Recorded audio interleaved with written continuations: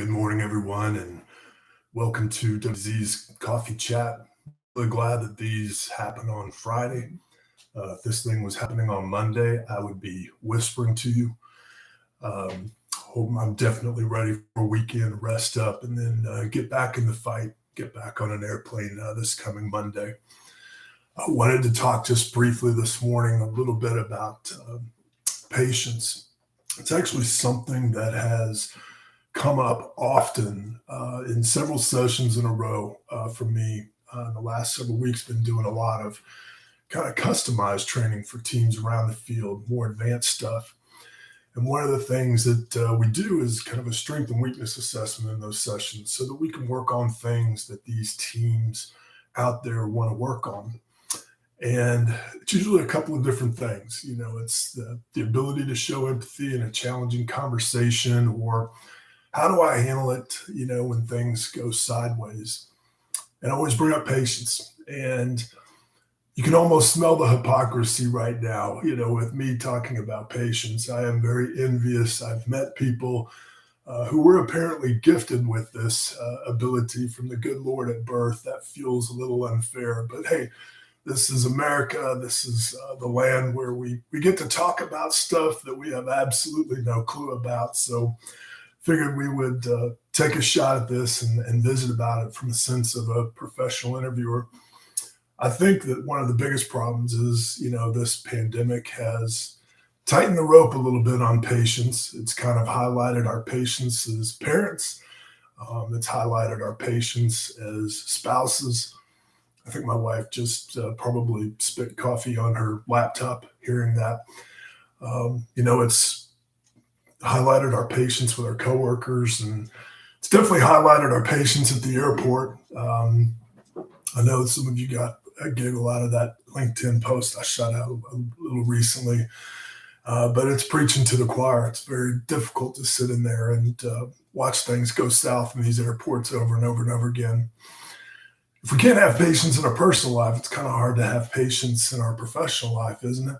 If we're sitting down and we're speaking with, victims and peripherals and alleged offenders and people who have a lot at stake in these conversations, and a significant amount of hurdle anxiety, and we're unable to give them the rope that they need, to give them the time that they need to overcome these hurdles, then of course, there's not going to be any benefit to that conversation for them.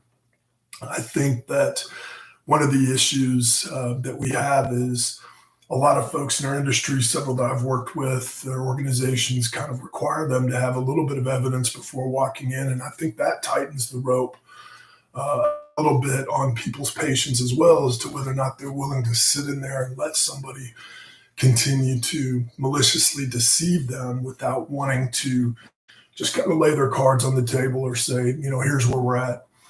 I know a lot of times things happen where it's kind of like it's boom, phone rings and you got to tackle that, or hand in a cookie jar type thing, or, we saw this altercation. We heard that joke in that meeting take place. We heard that. We see that sexually explicit email sent or racially insensitive email sent. And we want to attack right there and kind of define the parameters around these individuals and let us, instead of just giving that an opportunity to sit.